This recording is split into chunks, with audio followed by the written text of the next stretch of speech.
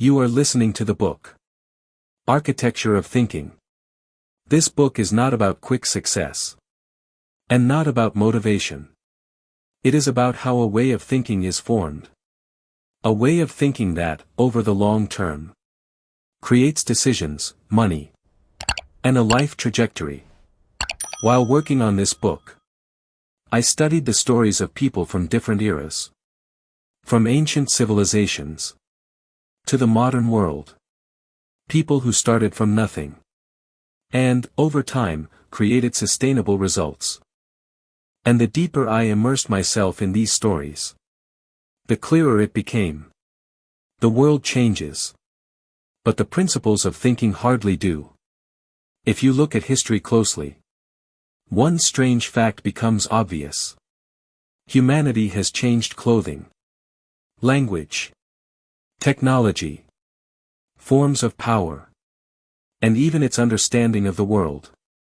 But the principles by which some people rise, while others remain in the same place for years, have barely changed. In ancient Rome, this was called disciplina. Not discipline of the body, but discipline of the mind. The ability to think in a way that makes decisions work not today, but years later. In Athens, wealth was not valued. The ability to reason was. A person was respected not for what they owned, but for how they thought, and how they drew conclusions. In China, they spoke of the way, meaning not a goal, but a sequence of decisions that cannot be broken without consequences. The forms were different. The essence was the same. When I began working on this book, I was not interested in success itself. I was interested in the mechanism. I analyzed ancient texts, the histories of states, and biographies of people who created systems that outlived them. At the same time, I studied the trajectories of hundreds of modern individuals, entrepreneurs, engineers, executives, who started from nothing, and, over the long term, arrived at money, influence, and freedom. And at some point, it became clear. This is not about talent. And it is not about luck. It is about thinking. People live in the same city, work in the same companies, start from similar conditions. But 10 years later, some manage processes, while others explain why now is not the time. And it's not about personality. And it's not about fate. It's about whether thinking becomes a tool, or turns into an invisible prison. This book is not about motivation, and not about positive thinking. It is about how the architecture of thinking is formed, how it influences decisions, and why decisions, repeated enough times, shape money, position, and the trajectory of life. We will talk about principles that worked thousands of years ago, and continue to work today. Not because the world doesn't change, but because the human being within it changes far less than it seems. If you look at a person's life from the outside, there is almost always a sense of randomness. A random job, random opportunities, random successes and failures. But human history shows something else. Randomness is most often just a lack of understanding of causes. For thousands of years, people have tried to understand why some societies develop, while others disappear. Why some people rise, while others spend years struggling with the same problems. And every time, when myths and legends are stripped away, one thing remains at the center. Thinking. In ancient Egypt, power and stability did not rest on military force, but on the ability to plan decades ahead. The pyramids were not symbols of wealth. They were symbols of a way of thinking that extended beyond a single lifetime. A person might not live to see the result, But they made decisions. As if the result would inevitably come. This required a particular inner structure. The ability to act without immediate reward. And to maintain direction. Even when the fruits of labor would be seen by others. In the Roman Empire, a key concept was disciplina. But this was not discipline in the modern sense. It was discipline of thinking. A clear structure of decision-making. A hierarchy of responsibility. And an understanding of the consequences of every step. The Romans knew. When decisions become chaotic, an empire begins to collapse. Even if its resources are still immense. History confirmed this many times. Athens took a different path. There, obedience was not valued. The ability to reason was. A person was respected not for their origin, but for their capacity to think, to draw conclusions, and to argue their position. This created an environment in which ideas were born that were ahead of their time. Not because the Athenians were better, but because their thinking was structured differently. Thousands of years have passed. The forms have changed. The essence has not. Today, people live in a world of technology. Yet internally face the same problems. As people did thousands of years ago. Uncertainty. Fear of making mistakes. Waiting for the perfect moment. Justifications for why now is not the time. When I began working on this book, I was not interested in success as a phenomenon. I was interested in the mechanism. I analyzed chronicles, biographies, and the decisions of people from different eras. From ancient rulers and merchants, to modern entrepreneurs and executives. People who started without privileges. Without ready-made resources. Sometimes without support. And again, I discovered the same thing. Results were not determined by talent. Not by level of intelligence. And not by starting conditions. They were determined by how a person thought. And how they made decisions over time. One person, when faced with uncertainty, looked for structure. Another looked for a reason to postpone action. One saw a mistake as a course correction. Another saw it as proof of personal inadequacy. The facts could be the same. The interpretations, different. And the decisions, opposite. Over time, those decisions turned into habits. Habits became a lifestyle. And a lifestyle became a stable trajectory.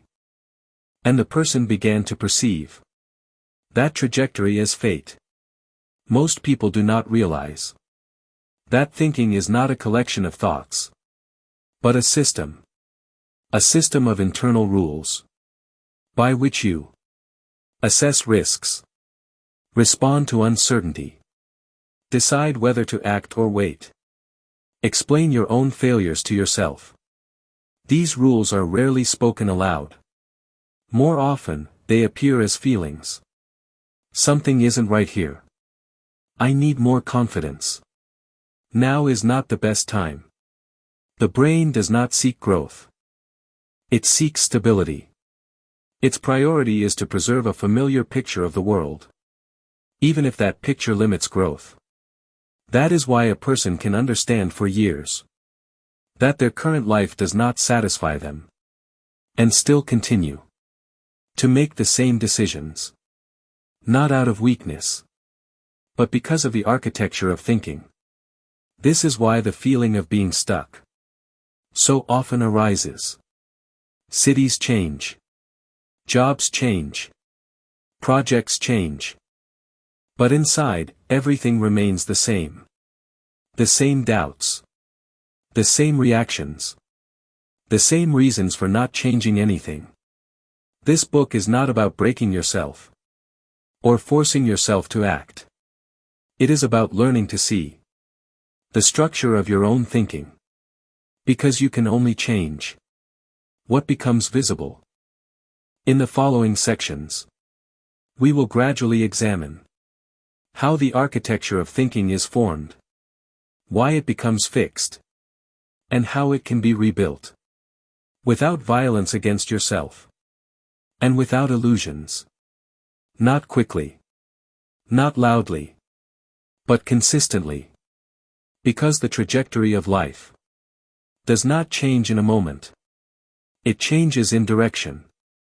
And direction always begins with thinking. Over time, one more important observation becomes clear. The architecture of thinking is not formed in a single moment. It does not emerge from one book, one conversation, or one powerful decision. It is built gradually. Like a city. If you look at Rome not as an empire, but as a process, an interesting detail becomes apparent. Rome did not become great because of one brilliant ruler. Its strength lay in the repeatability of decisions. The Romans knew how to do the same things. Again and again. Build roads. Create laws. Maintain order. Make pragmatic, sometimes boring, decisions. This was an architecture of thinking, in which chaotic action was considered a weakness. And that is precisely why Rome endured for centuries. When this architecture began to break down, when decisions started being driven by fear, populism, or short-term gain, the empire began to collapse. Despite its resources and its army. This principle is universal. It applies not only to states, but to individuals as well. A person with chaotic thinking may be talented, energetic, and even intelligent. But if their decisions are not structured over time, they are constantly starting over. When I analyzed the stories of modern people who achieved sustainable results, what struck me was not their boldness or their ambition. What struck me was their ordinariness. Most of them did not make sharp leaps. They did not search for inspiration. They did not wait for the perfect moment. They structured their decisions so that each next step was a logical continuation of the previous one. By contrast, people who remain stuck at the same level often think differently. They wait for clarity. They wait for certainty. They wait for an inner feeling that everything has aligned. But the problem is that clarity rarely appears before action. It appears after. As early as ancient China, there was an understanding that the path matters more than the goal. Not because the goal is unimportant, but because the path shapes the person who is capable of sustaining that goal. If the path is built chaotically, even an achieved goal falls apart. Today, this is especially evident. A person may gain money and lose it, gain a position and fail to hold it, enter a relationship and destroy it. Not because they are not ready, but because the architecture of their thinking does not match the level of the result. It is crucial to understand this. Thinking shapes not only what you do, but also what you consider acceptable. What feels normal to you. What seems too difficult. What you believe is not for you. These boundaries are rarely conscious. But they are precisely what define the ceiling. A person may say that they want more. But if their thinking is accustomed to minimal risk, quick comfort, and constant postponement, their decisions will always bring them back to a familiar level. This is not sabotage. It is architecture. History shows this with particular clarity. Cities that grew always had a clear structure of governance. Cities that declined lost consistency in decision-making. People function the same way. Thinking does not change through inspiration. It changes through repetition. Through the questions. You ask yourself every day. Through the decisions you make. Even when no one is watching. Through the actions you consider mandatory. And those you treat as optional. That is why this book will not talk about motivation. Motivation is short-lived. It does not change architecture. We will talk about something else. About how to gradually rebuild a system of thinking, so that it begins to work for you, rather than against you.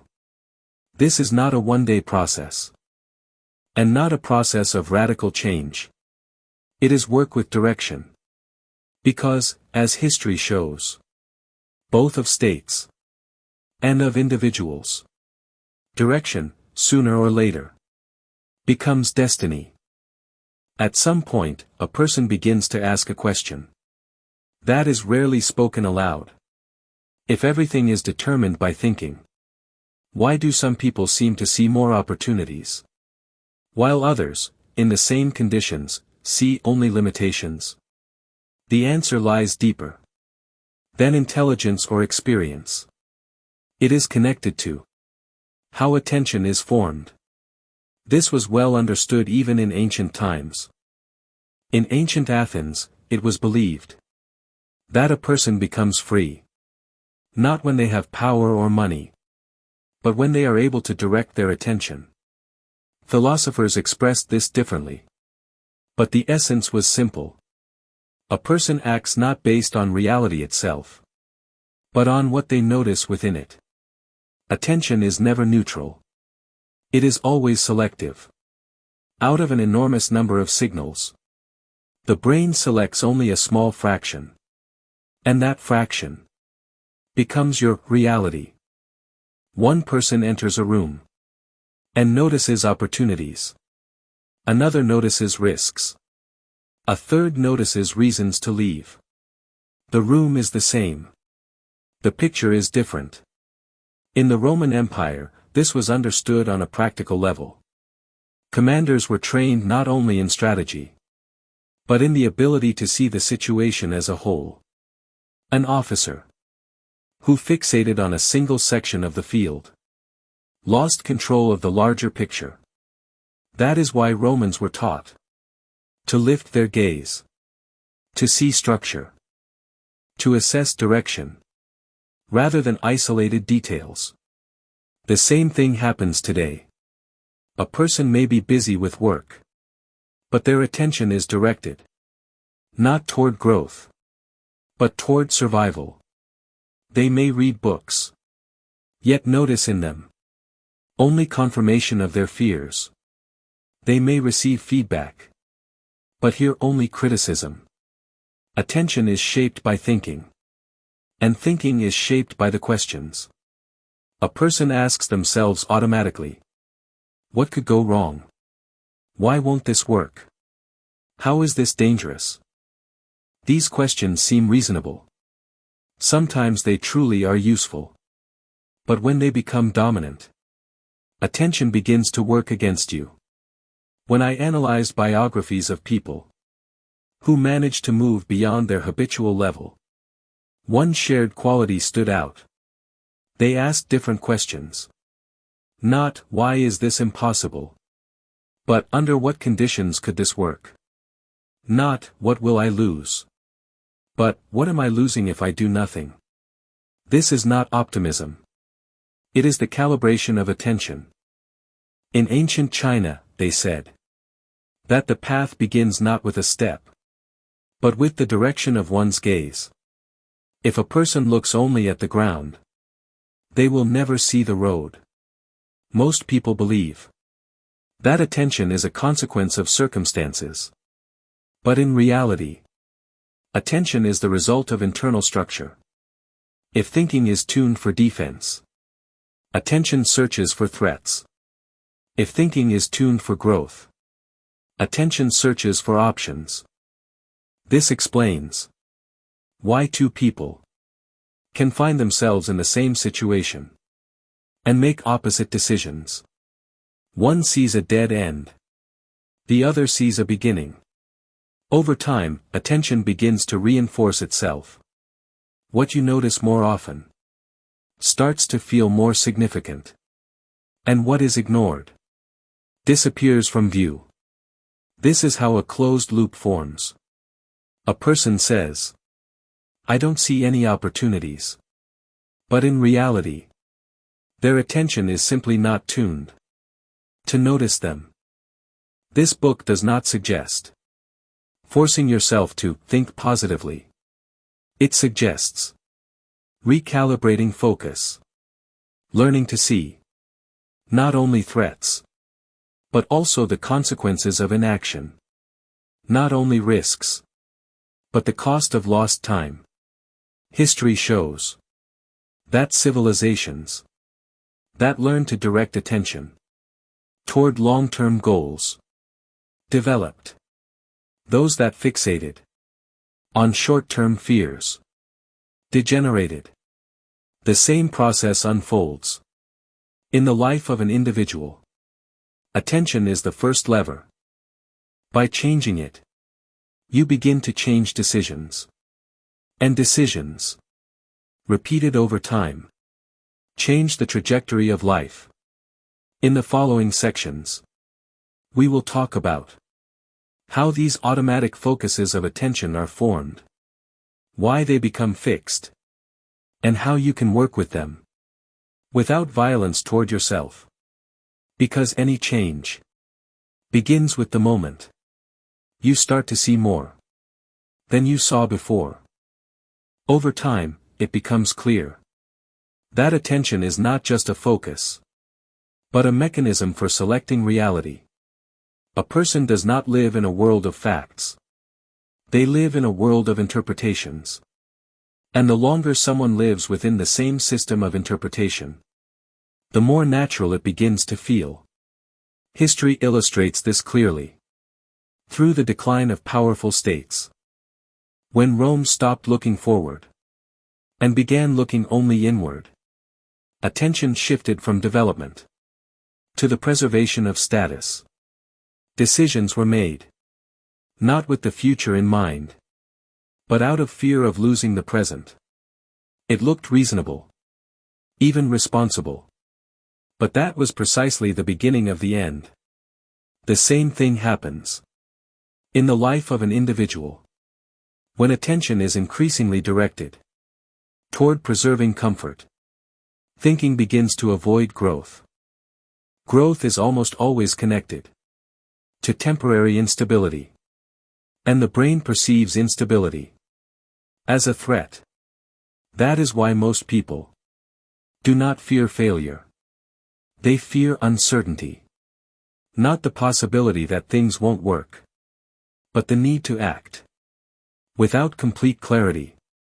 When I analyzed the stories of people who managed to change their trajectory, I noticed an important pattern. At some point, they stopped asking the question, "Is this safe?"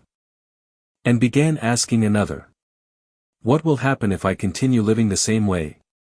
This question shifts the focus of attention.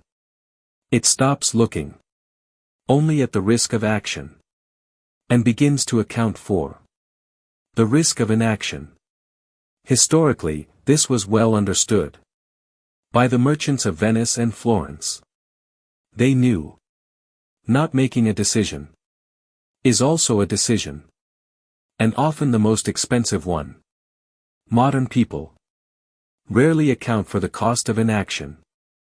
They see the risk of taking a step, but not the price of delay.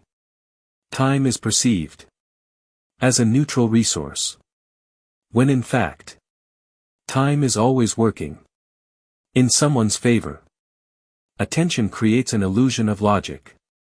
A person may sincerely believe they are acting rationally, when in reality, they are simply avoiding discomfort. This is why many explanations sound convincing, but lead to no change. Thinking favors justifications that appear reasonable. I need more preparation. The market is unstable right now. I should wait for a better moment. These phrases rarely raise doubt. They are socially acceptable. But when they repeat for years, they stop being caution and become a strategy of stagnation. History shows that breakthroughs almost never occur under ideal conditions. Neither new states, nor trade routes, nor scientific discoveries were born in moments of complete clarity. They emerged when people's attention was directed toward possibility, not only toward threat. This does not mean ignoring risks. It means seeing the whole picture. When attention gets stuck on a single area, thinking loses flexibility. It is crucial to understand. Attention can be trained, not through willpower, but through changing questions. What you regularly ask yourself over time becomes the direction of your thinking. If you constantly ask, "Why is this difficult?" attention will find difficulties. If you ask, "What can I do under these conditions?" attention begins to search for options. This is not a technique. It is a change in the architecture of thinking. In this book, we will gradually bring attention back from a mode of defense to a mode of exploration. Not abruptly. Not by force. Because thinking that feels pressure resists. And thinking that feels clarity begins to change on its own. When attention expands, decisions change. When decisions change, the trajectory changes. History confirms this. Life confirms it every day. Next, we will talk about how these automatic frameworks are formed, why certain questions become dominant, while others never arise, and how to gradually reclaim the ability to see more than you did before. At a certain point, a person begins to notice a quiet contradiction. They understand a lot. They see how life works. They can clearly explain what they would like to change. And yet, their decisions remain the same. This creates an internal tension. As if there is a gap between understanding and action. In reality, there is no gap. There is automation. Most decisions are not made in the moment. They are made long before the moment arrives. They exist as patterns. Habitual ways of reacting to uncertainty, pressure, and choice. People don't consciously choose every time. They repeat. This repetition governs everything. Career moves, financial behavior, relationships, tolerance for risk. And even which opportunities feel realistic. Versus which are immediately dismissed as not for me. History makes this painfully clear. In ancient Rome, it was understood that a soldier who began deliberating during battle had already lost. Roman training focused on pre-built structure. Decisions were embedded in advance, so that hesitation would not appear when uncertainty was highest. This was not the absence of thinking. It was thinking at a higher architectural level. Modern life functions the same way. When uncertainty arises, most people do not analyze from zero. They reach for a familiar internal script. That script may look reasonable. Caution, waiting, gathering more information. But once it activates automatically, it stops being a choice. While studying the trajectories of people who managed to fundamentally change their direction, one thing became obvious. What mattered most was not the bold decisions they made, but the familiar decisions they stopped making. They stopped endlessly postponing, waiting for perfect clarity, acting only when risk was absent. This shift rarely looked dramatic. It looked like a quiet reconfiguration of internal rules. Most people believe decisions are produced by conscious reasoning. In practice, decisions are produced by habitual thinking. If thinking is structured around protection, decisions will consistently minimize risk, even at the cost of growth. If thinking is structured around control, decisions will avoid uncertainty, even when uncertainty is where opportunity exists. This explains a common experience. A person says, "I know what I should do." And yet, they do something else. Not because they are weak. Not because they lack discipline. But because automatic choice fires before conscious intent has time to engage. Decisions are not formed in thoughts alone. They are formed within a system of assumptions. What is acceptable? What is considered normal? What feels dangerous? These boundaries are rarely examined, but they quietly define the entire range of possible action. History offers a clear illustration through trade republics. Like Venice and Florence, these cities did not rise because they possessed superior resources. They rose because their thinking frameworks accepted risk as an unavoidable component of progress. A merchant who refused to sail because conditions were uncertain was not seen as cautious. He was seen as finished. Modern individuals often operate under the opposite logic. A person can be intelligent, educated, well-informed, and still find their decisions returning them to the same familiar outcomes. Not because they lack capability, but because their automatic decision patterns activate faster than conscious choice. This book does not ask you to force yourself into bold decisions. It does not glorify risk for its own sake. It asks something far more fundamental. To observe which decisions you are making automatically. And why? Because change does not begin with willpower. It begins with architecture.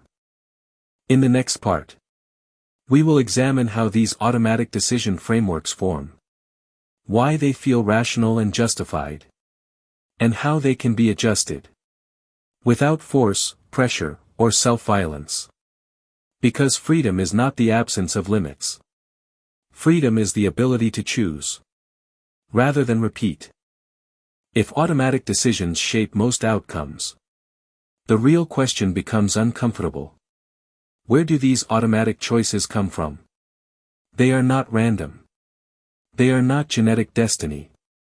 And they are not simply habits picked up by accident. They are learned structures. Every person develops an internal decision framework long before they realize it exists. It forms quietly, through repetition.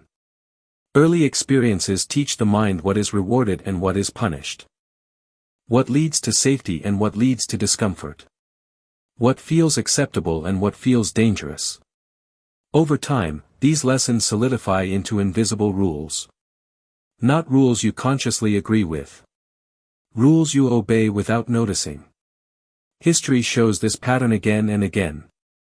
In ancient Sparta, citizens were trained from childhood to respond instantly, without hesitation. Their thinking architecture valued obedience and endurance.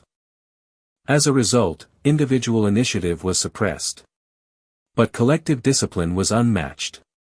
The system produced exactly what it was designed to produce. Not free thinkers, but predictable decision-makers. Athens, by contrast, encouraged debate, argument, and uncertainty.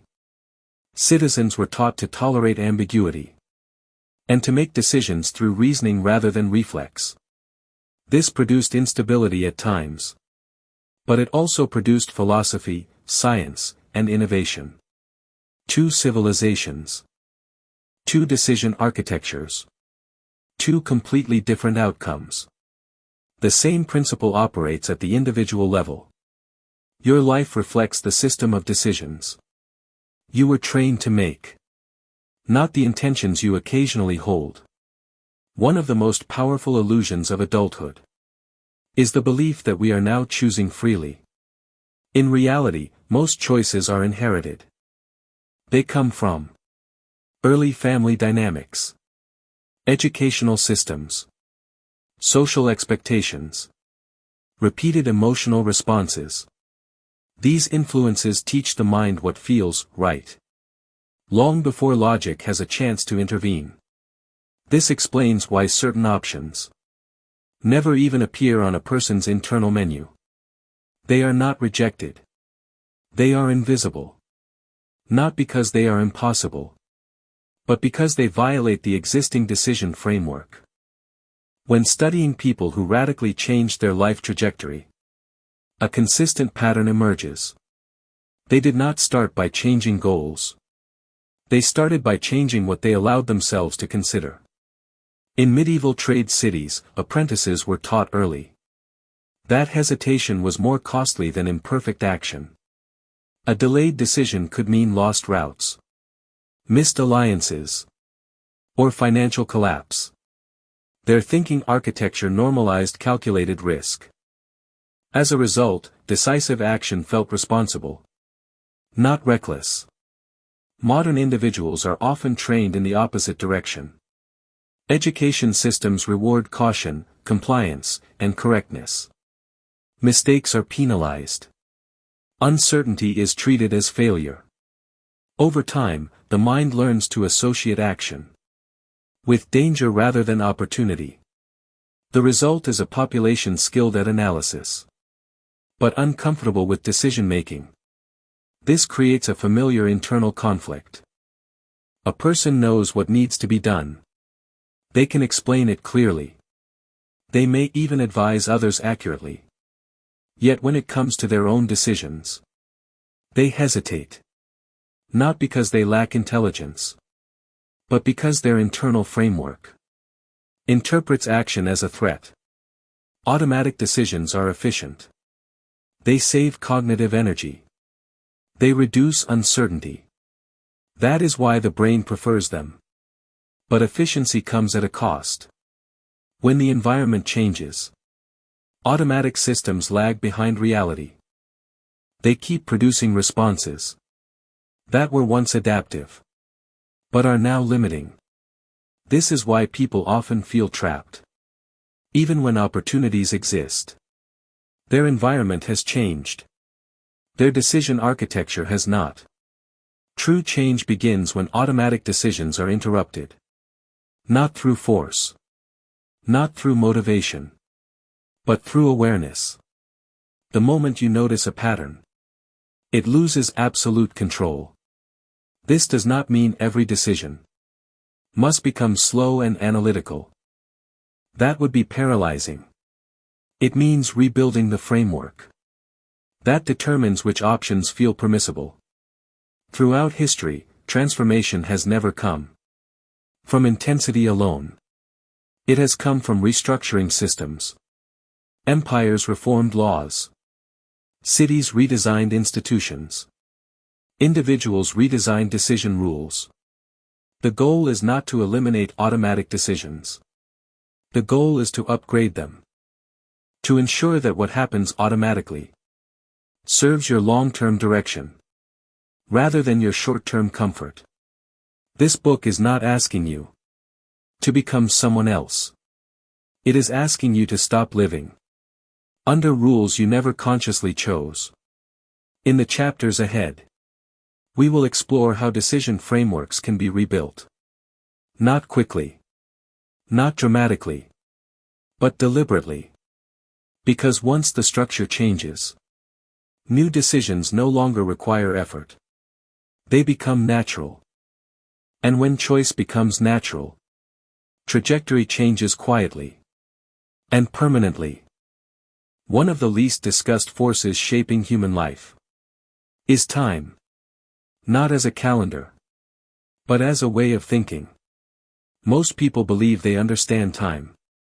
They schedule it. They measure it. They complain about not having enough of it. But very few people think with time. History shows a clear divide between those who built lasting results and those who burned brightly and disappeared.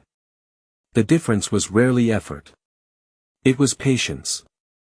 Not passive waiting, but structured patience. In ancient China, there was a concept that translated roughly as Acting in season. The idea was simple but demanding. The same action, taken at the wrong time, produces failure. While the same action, taken at the right moment, produces progress with less resistance. This required a mindset that could tolerate delay without losing direction. Most modern thinking works in reverse. People demand immediate feedback, immediate results, immediate proof that an action was worth it. When results do not arrive quickly, doubt appears.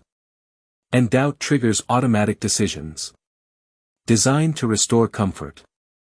This creates a predictable cycle. A person begins something new. They feel motivation. They take initial action. Then reality responds slowly. And because results lag behind effort, the mind interprets the delay as failure. Action stops. This is not a lack of discipline. It is a mismatch between time perception and how systems actually produce outcomes. History offers countless examples.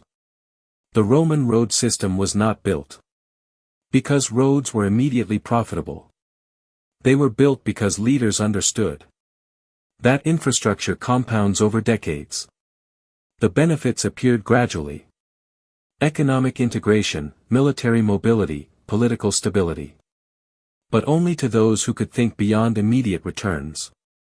Most people today are not trained for compounding. They are trained for response. Messages arrive instantly. Feedback is immediate. Rewards are designed to be fast. As a result, patience feels unnatural. But patience is not a personality trait. It is a cognitive skill. It is the ability to hold direction while time does its work. When studying individuals who achieved lasting success, a consistent pattern emerges. They did not rush decisions. But they also did not abandon them prematurely. They expected delay. Not as a problem, but as part of the process. This expectation changed everything. When progress slowed, they did not interpret it as a signal to quit. They interpreted it as confirmation that the process was real.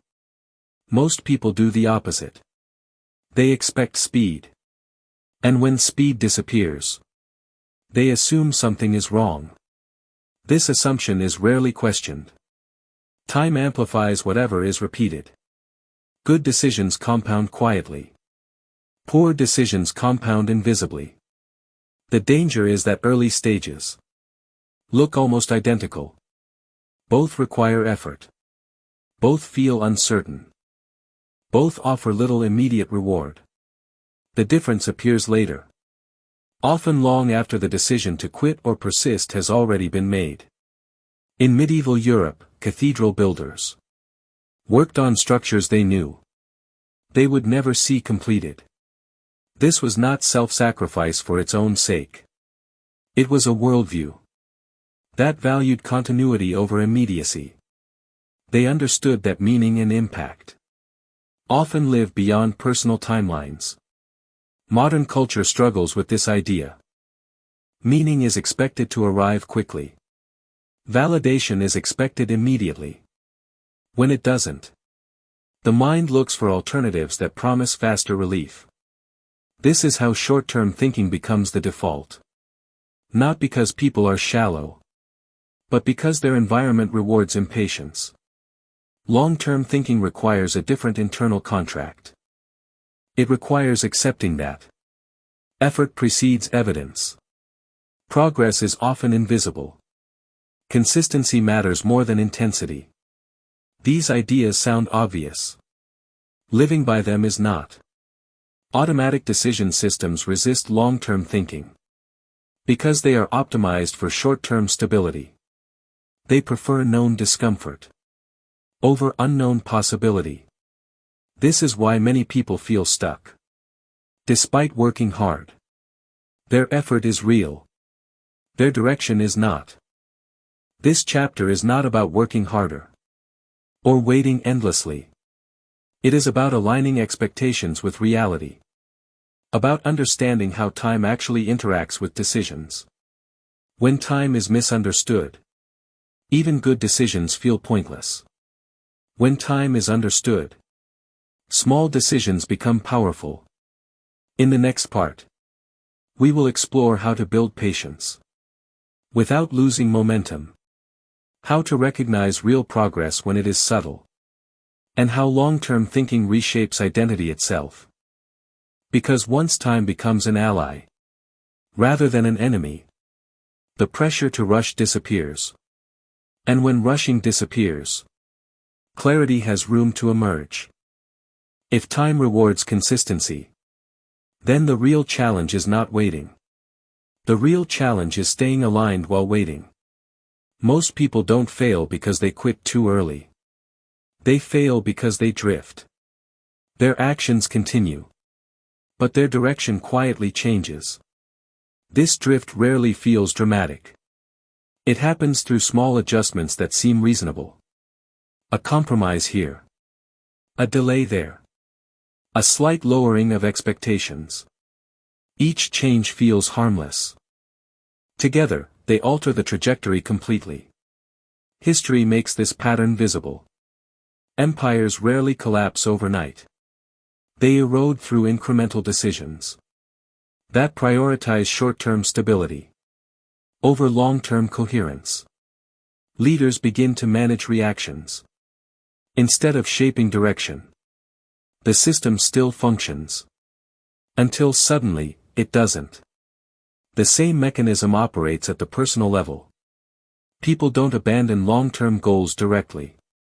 They replace them with temporary alternatives. Just for now. Just until things stabilize. Just until there's more clarity.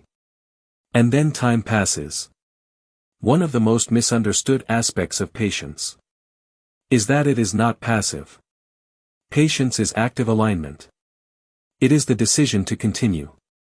Even when feedback is delayed, muted, or absent. When studying individuals who built lasting outcomes, one distinction becomes clear. They did not measure progress emotionally. They measured it structurally. They asked, is the system improving? Is the process becoming more stable? Are decisions easier to repeat? They did not rely on motivation as a signal. Most people do the opposite. They use feeling as feedback. If it feels exciting, they continue. If it feels dull or uncertain, they doubt. But systems rarely feel exciting while they are forming. They feel repetitive. Sometimes boring. Often invisible. This is why compounding is so difficult to trust. The early phase looks like stagnation. The effort required is real. But the evidence is delayed. Without a long-term frame. This delay is interpreted as failure. Time exposes the quality of thinking. Short-term thinking seeks relief. Long-term thinking seeks leverage. Relief feels good now. Leverage works later. In ancient agricultural societies, farmers understood this intuitively. They planted knowing nothing would happen for months. No daily proof. No immediate reward. But the structure of time was accepted. Modern life rarely offers this clarity. Today, progress is often abstract. Learning compounds invisibly. Reputation builds quietly. Trust forms slowly. These processes don't announce themselves. They require faith in structure. Not excitement. Automatic decision systems resist this. They look for immediate confirmation. When confirmation doesn't appear, they propose alternatives that feel more responsive. But responsiveness is not the same as effectiveness. This is why many people stay busy while moving nowhere.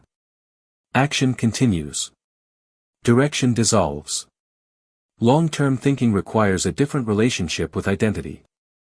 You must be willing to act as the person you are becoming, not the person you have already proven yourself to be.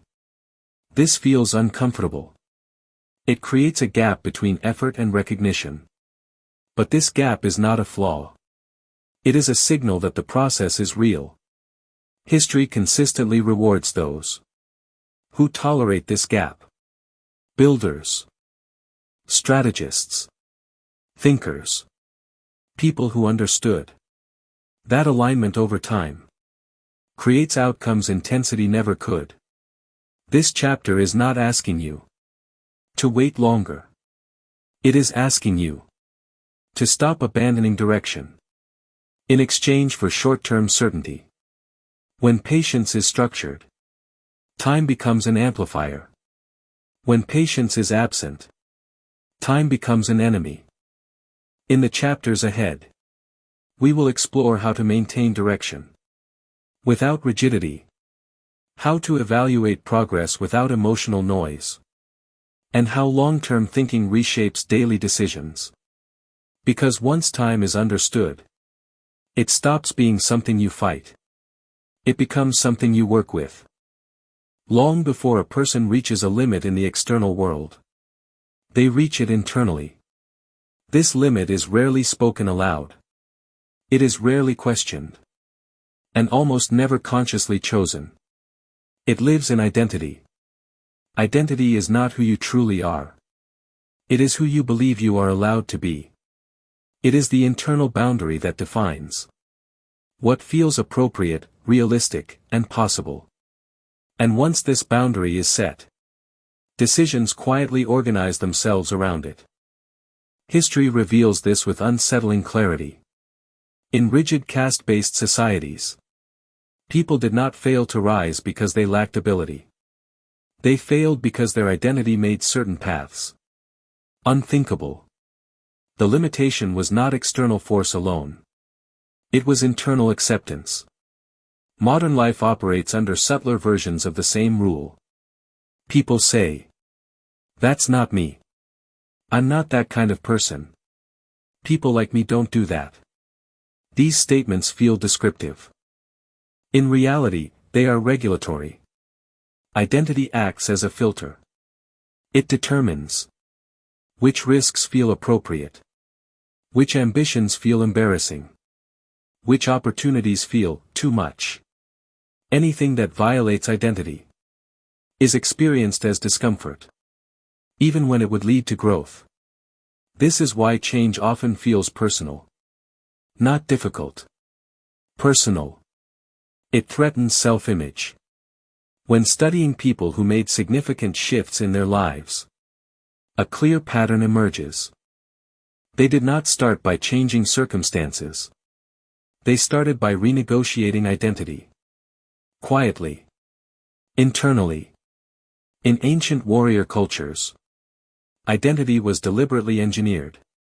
Young men were taught who they were before they ever faced real danger. The goal was not confidence. It was predictability. A warrior who questioned his identity hesitated.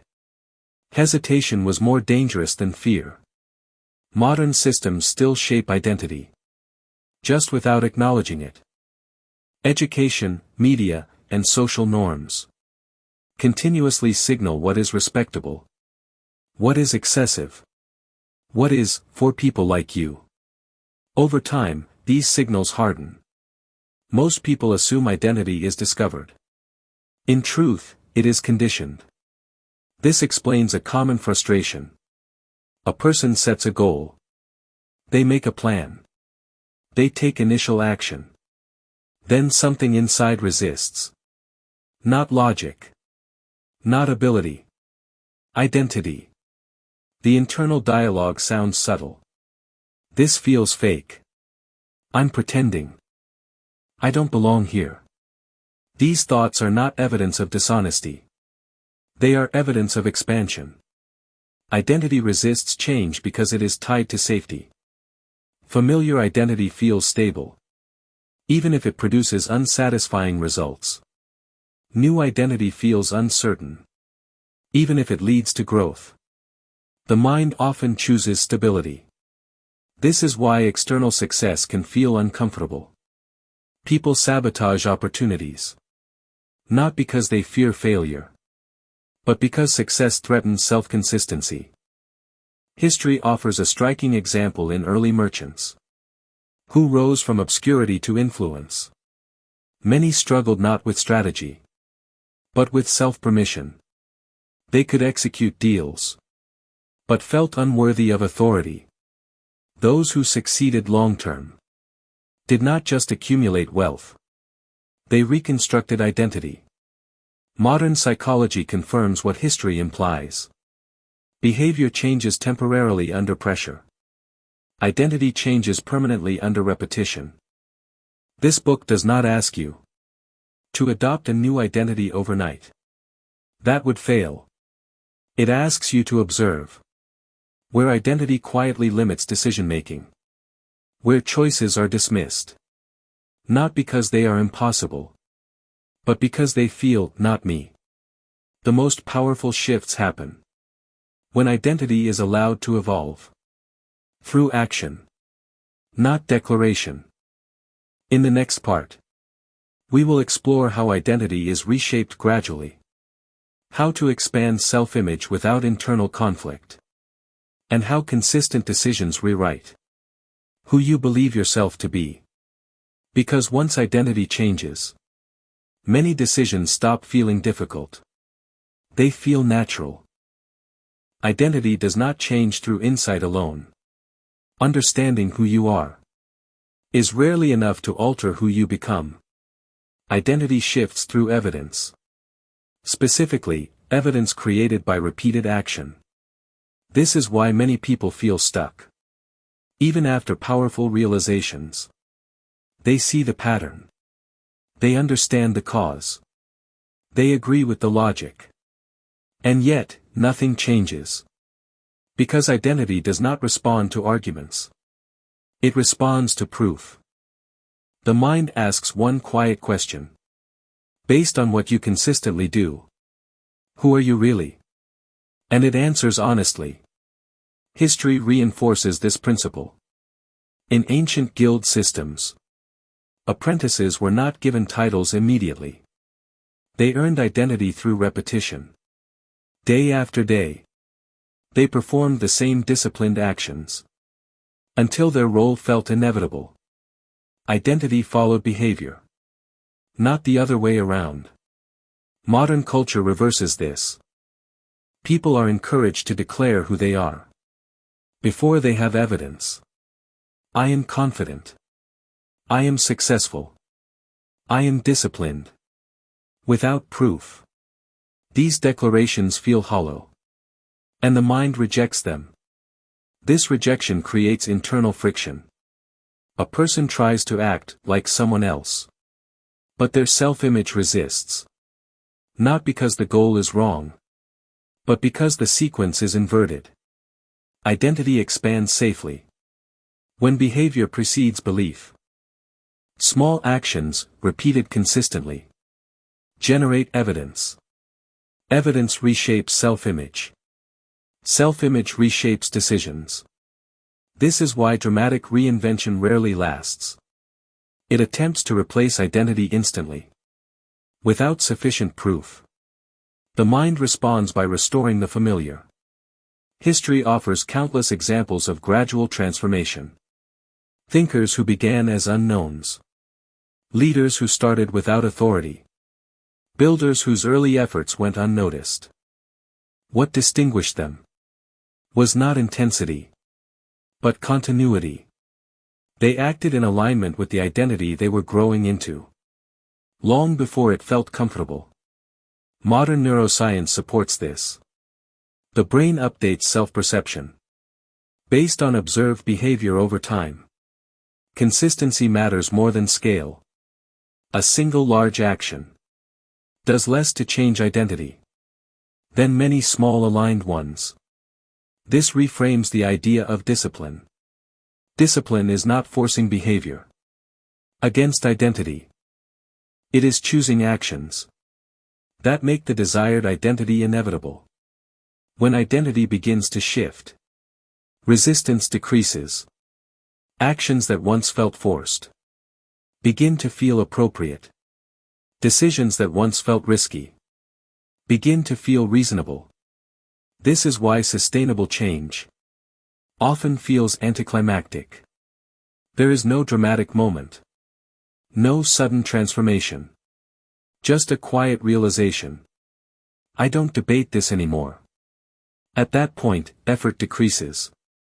Not because the task became easier, but because identity removed friction. This book does not suggest that identity can be redesigned freely. Identity evolves under constraint.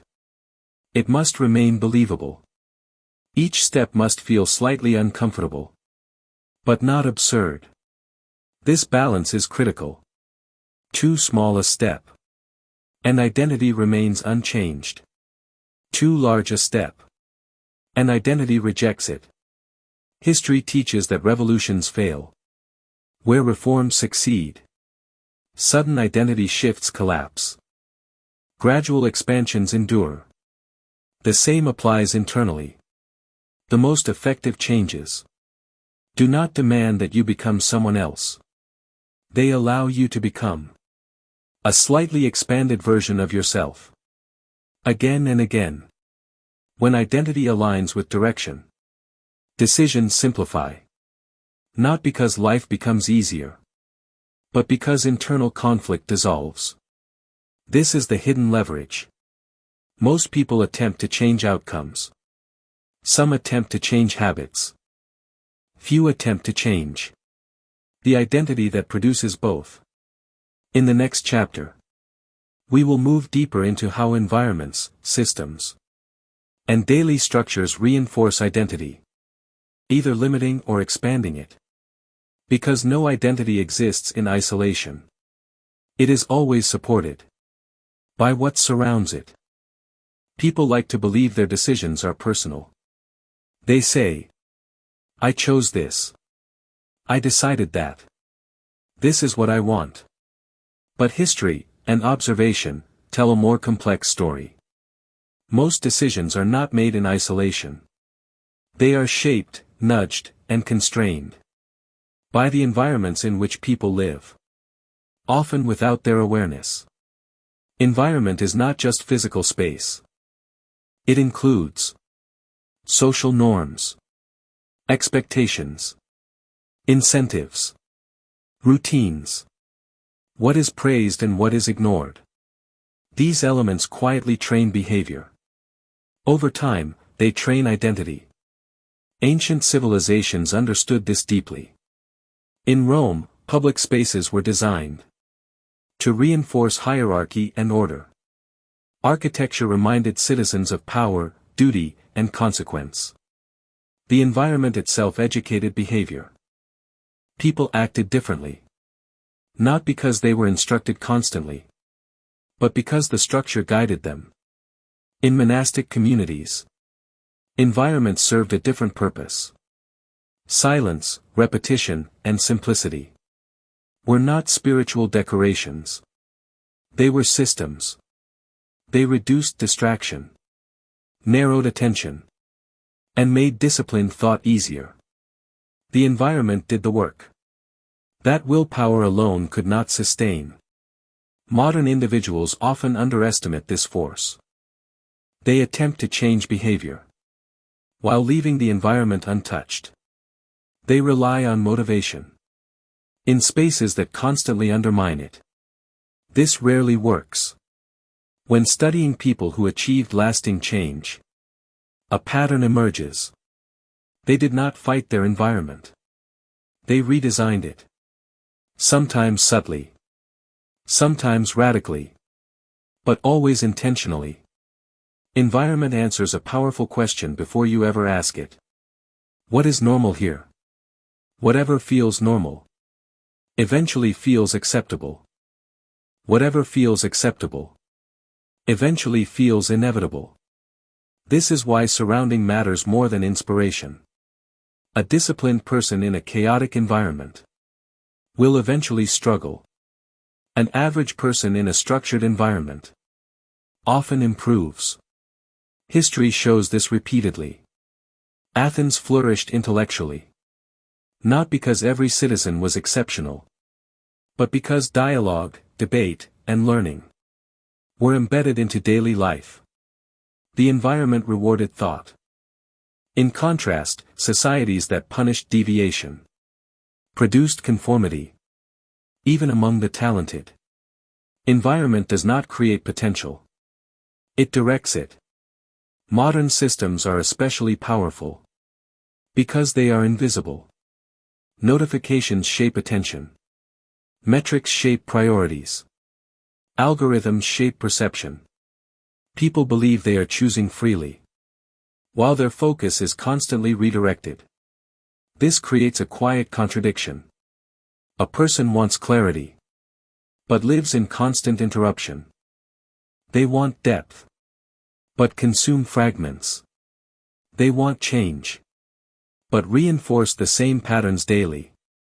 Environment trains default behavior, and default behavior becomes destiny. This is why effort alone fails. Effort is temporary. Environment is persistent. People who change their lives sustainably rarely rely on self-control. They remove friction from desired behavior and add friction to unwanted behavior. They make the right choice easier and the wrong choice inconvenient. This is not weakness. It is intelligence. Identity, decisions, and time all interact with environment. If environment contradicts direction, progress slows. If environment supports direction, progress accelerates quietly. This chapter is not about escaping society or controlling every variable. It is about recognizing influence. Once influence is visible, it becomes adjustable. In the next part, we will explore how environments can be redesigned without isolation, extremism, or withdrawal. How small structural changes can produce disproportionate results, and why the most powerful changes often happen around you, not inside you. If environment shapes behavior, then the most practical question is not, how do I change myself? But, what am I repeatedly exposed to? Change becomes far more achievable when it is structural rather than emotional. People often attempt to improve outcomes while keeping every surrounding condition intact. They want clarity inside noise, focus inside fragmentation, consistency inside chaos. This creates a constant internal battle. The problem is not character. It is architecture. History provides clear examples. In Renaissance Florence, workshops were organized to make mastery unavoidable. Apprentices lived near masters. Tools were visible. Processes were shared openly. Skill did not rely on inspiration. It relied on proximity. Environment carried the weight. Contrast this with modern self-improvement culture, where individuals are isolated, distracted, and expected to self-regulate endlessly. Willpower is asked to do what systems once handled automatically. This is inefficient. The most effective environments do three things. They reduce unnecessary choice. They reinforce desired behavior. They make deviation noticeable. In ancient military camps, routines were fixed. Meals, training, rest, all scheduled. Not to control people, but to remove decision fatigue. When fewer trivial decisions exist, important decisions become clearer. Modern environments do the opposite. They flood attention with options. Every moment requires a choice. What to watch.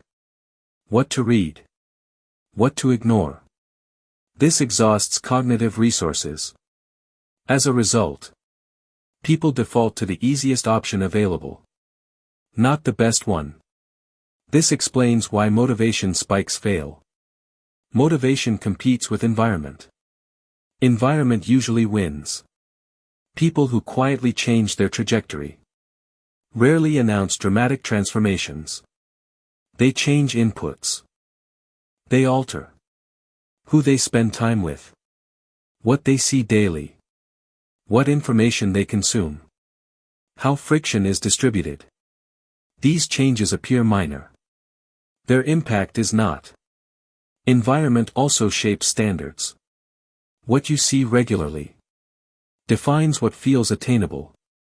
If success is distant and abstract, ambition weakens. If success is visible and normal, effort increases. This is why proximity matters more than advice. Being near people who embody certain outcomes does more than hearing about those outcomes. It recalibrates expectation. The same applies negatively. Repeated exposure to limitation normalizes limitation. Repeated exposure to stagnation makes stagnation feel reasonable. Environment influences identity indirectly. When behavior is supported externally, identity adapts internally. This is far more sustainable than forcing internal change first. This does not require drastic isolation. It requires intentional curation. What you allow around you eventually enters you. Most people underestimate how much of their thinking is borrowed. Borrowed language. Borrowed fears. Borrowed assumptions.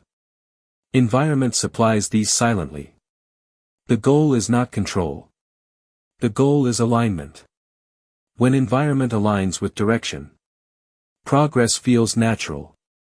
When it conflicts, every step requires effort. This chapter is not an argument for radical withdrawal or extreme optimization. It is an invitation to redesign defaults. Defaults decide outcomes.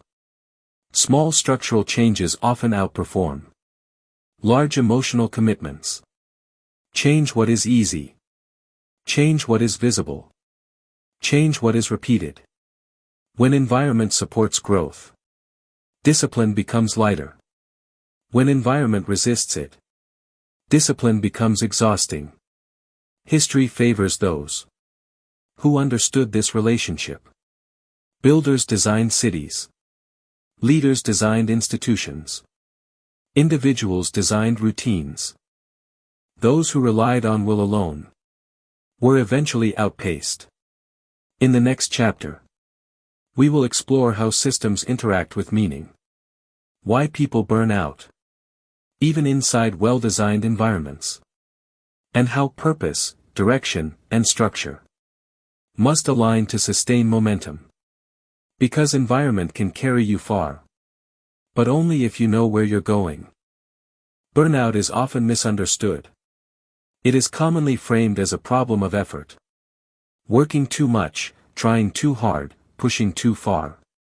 But history and observation suggest a different cause. Burnout is rarely about intensity.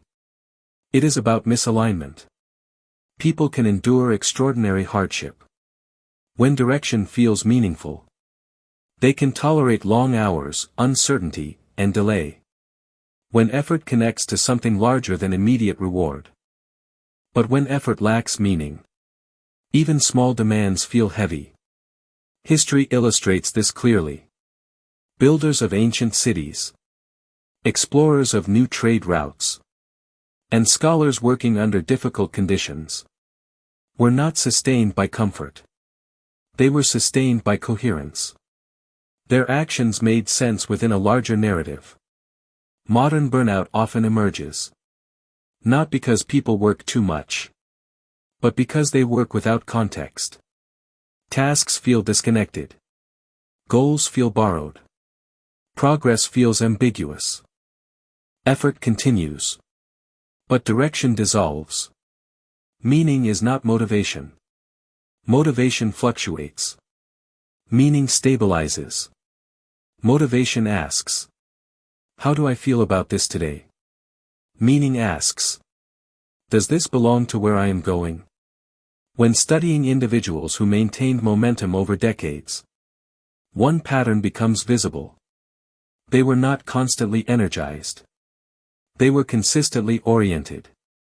They did not rely on excitement. They relied on alignment. This alignment connected three elements: values, direction, daily action. When these drift apart, burnout follows. History shows that systems collapse, not only from external pressure, but from internal loss of purpose.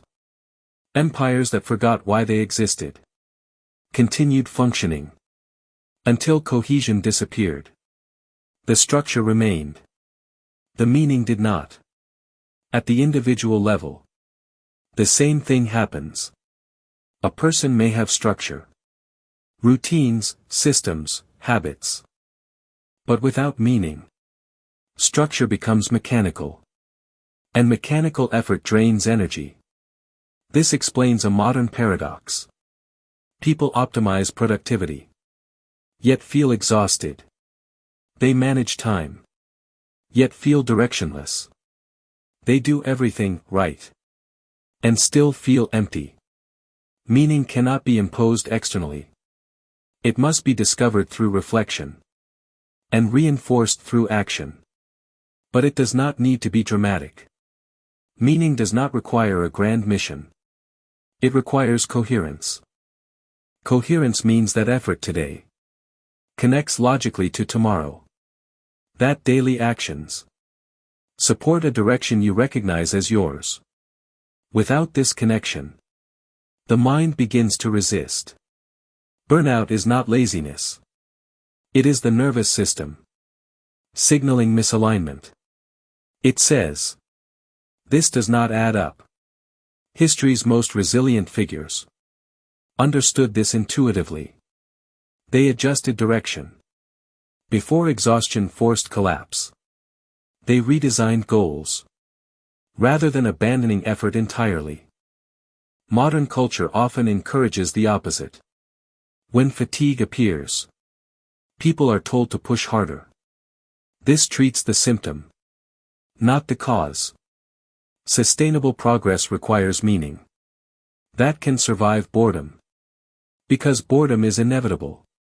Meaning that depends on excitement will not last. This chapter is not about finding passion. Passion fluctuates. It is about clarifying direction, so that effort feels justified, even when it feels difficult. When meaning is present, patience becomes easier. Time feels purposeful rather than wasted. When meaning is absent, time feels heavy. In the next part, we will explore how meaning is constructed, not discovered magically. How people build direction deliberately. How they test alignment.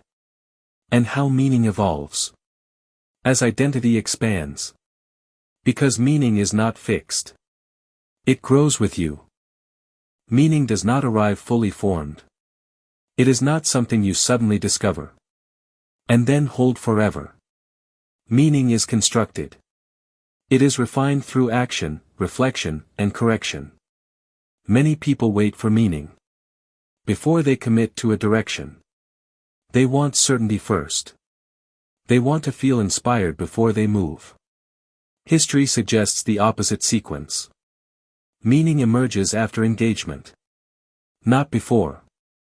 When studying figures who sustained effort across long periods, a clear pattern appears. They did not begin with absolute clarity. They began with partial alignment. They chose a direction that made sense enough, and allowed meaning to deepen through experience. This is why people who wait for perfect alignment often remain stagnant.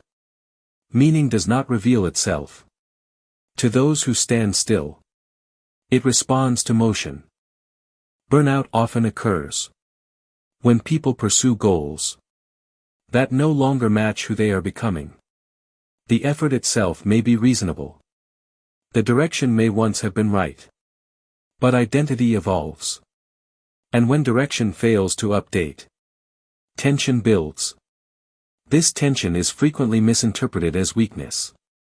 In reality, it is information. It signals that the current structure no longer reflects the person operating within it.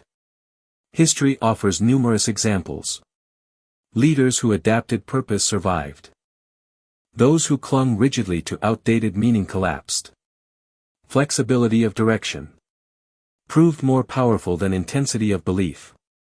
At the personal level, this means meaning must be revisited periodically. Not questioned constantly, but reassessed intentionally. Without reassessment, effort becomes detached from identity. One of the most dangerous assumptions is that meaning must remain static. This belief traps people in outdated narratives. They continue working toward goals that no longer represent them. The result is exhaustion without fulfillment. Sustainable meaning has three characteristics. It is flexible. It is personal. And it is grounded in reality. Flexible meaning adapts as experience accumulates. It allows direction to sharpen rather than collapse. Personal meaning reflects internal values, not borrowed expectations. Grounded meaning connects ambition to actual behavior. When meaning meets these conditions, burnout loses its power.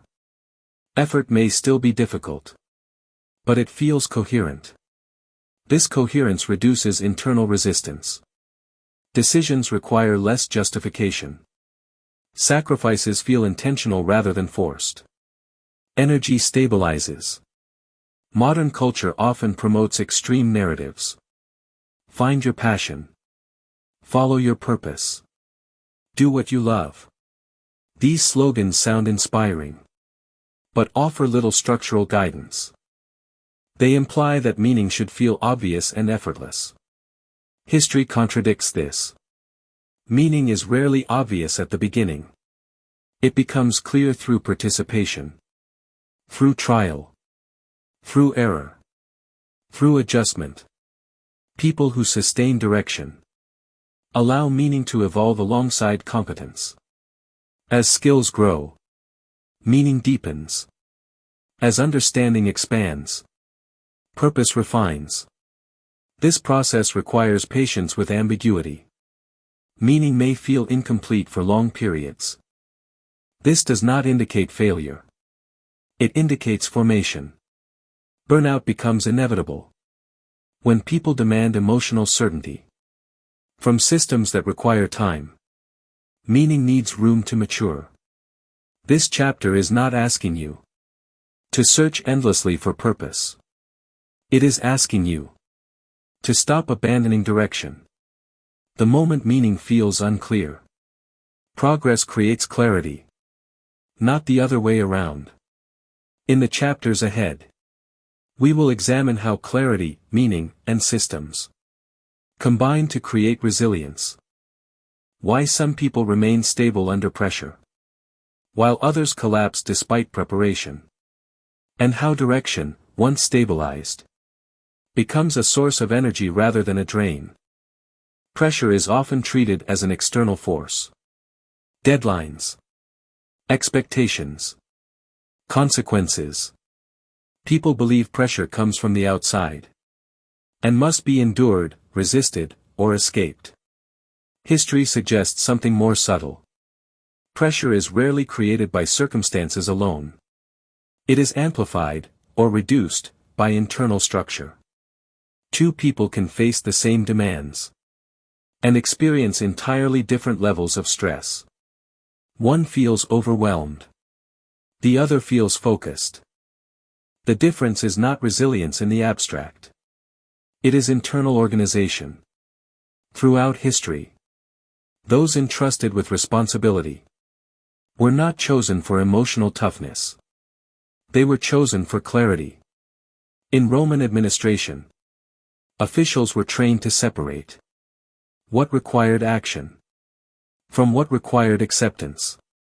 This distinction prevented paralysis. Not everything demanded response. Not everything deserved attention. Modern pressure often feels unbearable because this distinction is missing. Everything appears urgent. Everything feels personal. The mind becomes crowded. Pressure increases when responsibility is unclear. When roles are vague. Decisions multiply. When decisions multiply, mental load escalates. This is not weakness.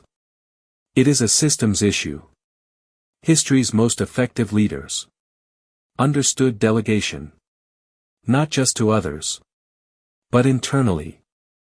They defined what they owned and what they released. Inner stability emerges when responsibility has clear boundaries. When you know what you control, what you influence, what you accept. Without this structure, pressure leaks into every thought. Modern culture encourages the opposite. People are told to care more, to take ownership of everything, to never disengage.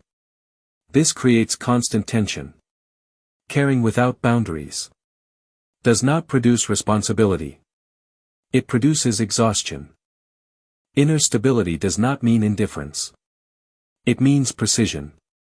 It means caring deeply about the right things. History shows that pressure breaks systems that lack hierarchy. Empires collapsed when leaders attempted to manage everything personally. Stability returned when structure replaced emotional reaction. At the personal level, pressure escalates when every outcome feels like a reflection of self-worth. This is identity overload. When identity is fused with outcome, every failure feels personal.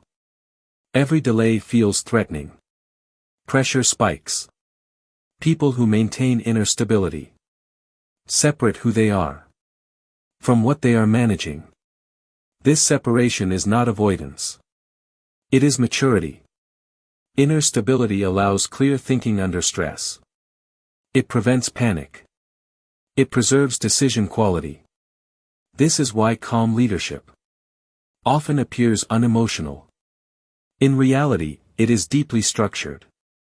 Pressure exposes weak systems. It does not create them.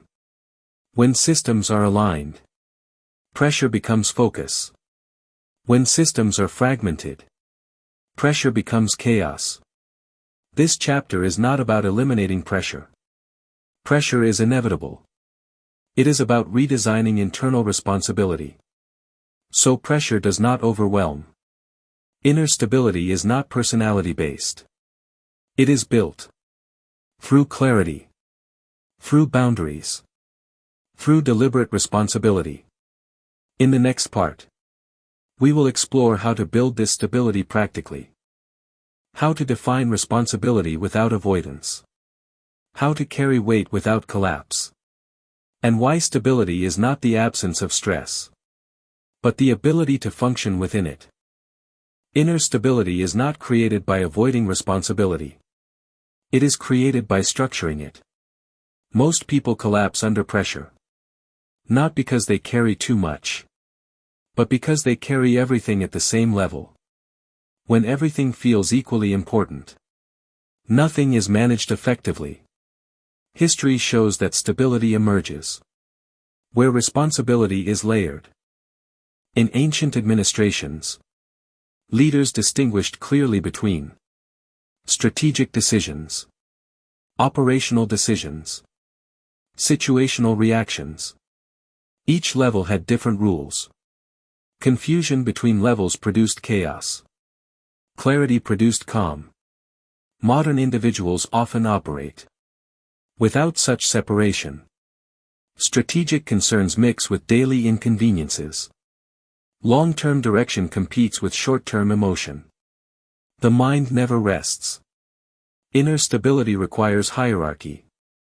You must decide what deserves deep attention, what requires simple execution, what must be ignored entirely. Without hierarchy, pressure expands to fill all mental space. One of the most effective tools for stability is containment.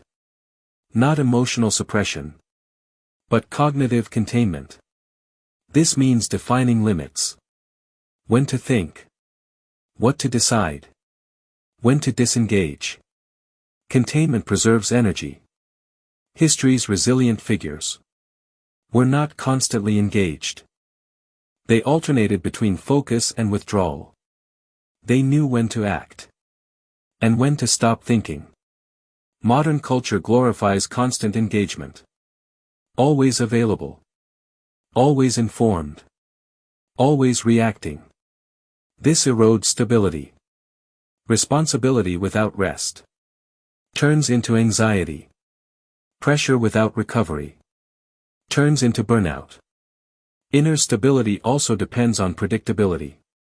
Systems calm the nervous system. When routines are reliable, decision load decreases. This frees mental capacity for meaningful choices. People often underestimate how destabilizing constant improvisation is. Every unstructured day adds invisible strain. This is why disciplined environments often feel calming. They remove unnecessary choice. Choice is expensive. Stability does not mean rigidity. It means reducing volatility. It means fewer emotional spikes. Fewer reactive decisions. Fewer unnecessary crises. Another key element is responsibility alignment. Pressure intensifies when people assume responsibility without authority. They feel accountable, but powerless. This is a recipe for chronic stress. History shows that authority and responsibility must be aligned. Command without responsibility breeds carelessness. Responsibility without authority breeds despair. At the personal level, this means clearly defining what you own.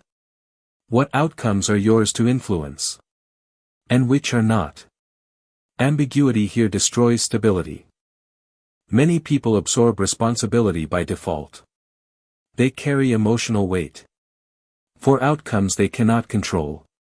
This is not virtue. It is misallocation. Inner stability grows when responsibility is chosen deliberately. Not everything that happens around you belongs to you. People who remain stable under pressure often appear detached. In reality, they are selective. They conserve energy for decisions that matter. Pressure becomes destructive when it is continuous and undifferentiated. Pressure becomes productive when it is intermittent and focused. This is why crises reveal character. Not because they create strength, but because they expose structure. Weak structure collapses. Strong structure holds. Inner stability is built before pressure arrives. It cannot be improvised. Systems must exist in advance. This chapter is not about becoming emotionless. Emotion provides information. But information must be processed, not obeyed blindly. Stability is the ability to experience emotion without surrendering control of decisions.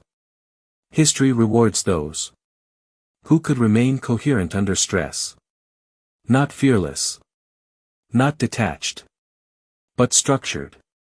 In the next chapter, we will examine how belief systems form. Why people cling to ideas that limit them.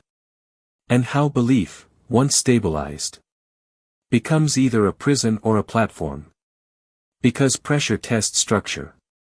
But belief sustains it. Beliefs are often treated as personal opinions. Something you hold. Something you choose. Something you can change at will. History shows something far less flexible. Beliefs are structures. And once formed, they organize perception, decisions, and behavior. Long before conscious thought intervenes. A belief is not just an idea you agree with. It is an assumption your mind stops questioning. That is what makes it powerful. And dangerous. Two people can hear the same information and extract completely different meanings. Not because one is smarter, but because their belief systems filter reality in advance. Facts do not enter the mind neutrally. They pass through interpretation first. History is filled with examples of societies trapped by their beliefs. Not because the beliefs were irrational, but because they were outdated. When belief systems fail to evolve, they become rigid. Rigidity produces certainty. Certainty blocks adaptation. In ancient civilizations, beliefs were often tied to survival. They explained natural phenomena, social order, and moral behavior. These beliefs worked until conditions changed. Those who adapted beliefs survived. Those who clung to them collapsed. At the individual level, the same pattern appears. Beliefs that once protected you can later confine you. What once provided stability can become limitation. People rarely notice when this happens. Beliefs feel like truth. They feel self-evident. This is why belief systems are so resistant to change. When studying individuals who reached new levels of influence, one distinction stands out. They did not abandon beliefs recklessly. They questioned them strategically. They knew which beliefs were functional and which had expired. Modern culture often confuses belief with identity. People say, "This is what I believe. This is who I am." When belief and identity merge, any challenge feels like a personal attack. Defensiveness replaces curiosity. This creates mental rigidity. Not stubbornness, but structural inflexibility. The mind protects the belief, even when evidence accumulates against it. History demonstrates this repeatedly. Empires ignored warning signs because acknowledging them would have required abandoning core beliefs. By the time change became unavoidable, it was too late. At the personal level, rigid belief systems produce predictable outcomes. People repeat patterns, while insisting nothing can change. They mistake consistency for truth. Beliefs also determine what feels possible. A person does not fail to act because they lack opportunity. They fail because opportunity does not register as real. Belief filters it out. This explains why advice often fails. Advice challenges behavior. Belief governs behavior. Without addressing belief, action does not stick. Belief systems are reinforced by repetition. Thoughts repeated enough times lose their provisional status. They harden. "I'm not good at this. This never works for me. People like me don't succeed here." These statements feel observational. They are structural. Once a belief is internalized, the mind begins to search for confirmation. Contradictory evidence is dismissed. Supporting evidence is amplified. This creates a closed loop. History's most adaptable thinkers understood one critical principle. Beliefs are tools, not truths. Tools must be evaluated by usefulness, not comfort. This mindset allowed them to update beliefs without internal collapse. They were loyal to direction, not to outdated explanations. Modern individuals often inherit belief systems without examination. Family narratives, cultural expectations, early experiences. These beliefs feel personal, but they are rarely chosen consciously. This book does not suggest abandoning belief. Belief is necessary. Without belief, decisions fragment. The problem is not belief itself. The problem is rigidity. Flexible belief systems maintain core direction, while allowing interpretation to evolve. Rigid belief systems protect coherence at the cost of relevance. In this chapter, We are not asking whether your beliefs are true. We are asking whether they are functional. Do they expand options? Or reduce them? Do they adapt to reality? Or demand reality adapt to them? Beliefs shape perception. Perception shapes decisions. Decisions shape trajectory. This chain operates silently. In the next part, we will explore how belief systems are formed, why some beliefs become non-negotiable, and how to soften rigidity without losing conviction. Because belief can either anchor growth or lock it in place. Belief systems rarely form through logic. They form through experience, repetition, and emotion. What is felt repeatedly eventually becomes believed. A child who is rewarded for compliance learns that safety comes from agreement. A child who is punished for questioning learns that curiosity is dangerous. These lessons do not disappear with age. They solidify. They become assumptions about how the world works. Over time, these assumptions harden into beliefs. Not consciously chosen beliefs, but default interpretations. And once interpretation becomes automatic, behavior follows without debate. History shows that belief systems often outlive their usefulness. Traditions persist long after conditions change. What once ensured survival later prevents adaptation. The belief was never wrong. It simply expired. At the individual level, this expiration often goes unnoticed. People continue operating under internal rules designed for earlier versions of themselves. Rules built for fear, scarcity, or instability. But circumstances evolve. The belief system does not. This creates internal friction. A person senses that something is off. Progress feels blocked. Effort feels heavier than it should. They assume the problem is discipline, or motivation, or luck. Rarely do they question belief. Beliefs protect themselves. They recruit logic in their defense. Evidence that supports them is embraced. Evidence that challenges them is discounted. This is not dishonesty. It is structural self-preservation. History's great thinkers understood this danger. They trained themselves to hold beliefs lightly. Not weakly. Lightly. They distinguished conviction from rigidity. Conviction is directional. It commits you to a path. Rigidity is positional. It commits you to an explanation. This distinction matters. Conviction allows adaptation. Rigidity resists it. Rigid belief systems feel strong. They provide certainty. They reduce anxiety. They eliminate doubt. But they also eliminate growth. Flexible belief systems feel less stable. They tolerate uncertainty. They invite revision. They require humility.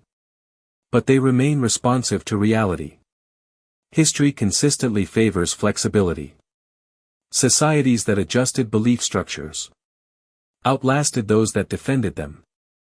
Individuals who updated interpretations outperformed those who clung to narratives. Belief change does not require abandonment. It requires reframing. The question is not, is this belief true? The question is this belief still useful? This reframing reduces internal resistance. People resist being wrong. They resist being outdated far less. One of the most effective ways to soften rigid belief systems is exposure to alternative models. Not arguments. Not debates. Models. When people see others operating under different assumptions and achieving coherent results, belief boundaries loosen. Reality expands. This is why proximity to diverse thinking is transformative. It challenges belief silently. without confrontation. Modern echo chambers strengthen rigidity. They reinforce the same interpretations repeatedly. Belief hardens through repetition. History warns against this. Closed systems decay. Open systems adapt. At the personal level, this means curating input intentionally. What you read, what you listen to, who you trust. Belief systems absorb environment. Another powerful mechanism is action-based contradiction. When behavior produces outcomes that conflict with belief, belief weakens. Not immediately, but gradually. This is why action is essential. Reflection alone rarely shifts belief. Experience does. Belief systems also stabilize identity. They answer. Who am I? How does the world work? What should I expect? Challenging belief feels like destabilizing identity. This is why change feels threatening. The goal is not to live without belief. That would be impossible. The goal is to prevent belief from becoming a cage. Belief should serve direction, not dictate it. This book does not argue for skepticism as a lifestyle. Constant doubt is paralyzing. It argues for belief elasticity. Strong enough to act. Flexible enough to adapt. In the next chapter, we will examine how clarity emerges. Once belief, identity, and environment align. Why some people experience sudden acceleration after long periods of stagnation. And how internal coherence creates momentum without force. Because when belief supports reality, instead of resisting it, progress stops feeling like struggle.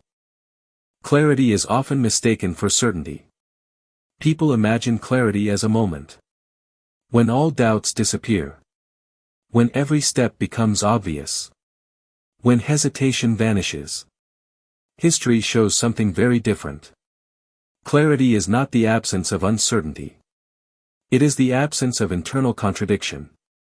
When belief, identity, environment, and direction align, movement becomes lighter. Not faster, but cleaner. Decisions require less justification. Actions require less emotional effort. Momentum begins quietly. This is why acceleration often surprises people. From the outside, it looks sudden. From the inside, it feels overdue. Years of friction dissolve. Progress that once required force begins to occur naturally. History offers many examples of this pattern. Periods of stagnation, followed by rapid expansion. Not because conditions suddenly improved, but because internal alignment reached a threshold. In ancient knowledges, this was described as right timing. Not waiting for opportunity, but being ready when opportunity appears. Readiness is internal. Modern individuals often chase momentum directly. They try to move faster, push harder, do more. This creates activity, not acceleration. Acceleration emerges when resistance decreases. Resistance is rarely external. It is internal friction. Conflicting beliefs. Misaligned identity. Incompatible environments. Unclear responsibility. When these tensions resolve, energy redirects forward. Clarity simplifies choice. Instead of asking, is this the right move? People begin asking, does this align? This shift changes everything. History's most effective figures did not debate endlessly. They filtered decisions quickly. Not because they rushed, but because their criteria were clear. Clarity also changes how obstacles are perceived. Problems stop feeling personal. They become logistical. This reduces emotional drain. Modern stress often comes From over-identification with outcomes. When identity is fused with every result, clarity collapses under pressure. Aligned individuals separate process from ego. They measure progress structurally, not emotionally. This preserves momentum. Clarity does not eliminate effort. It eliminates waste. Effort becomes targeted. Distraction loses power. This is why people often say, "I don't know why this feels easier now." Nothing external changed. Internal coherence did. Acceleration rarely comes from adding something new. It comes from removing contradiction. When belief supports direction, decision-making speeds up.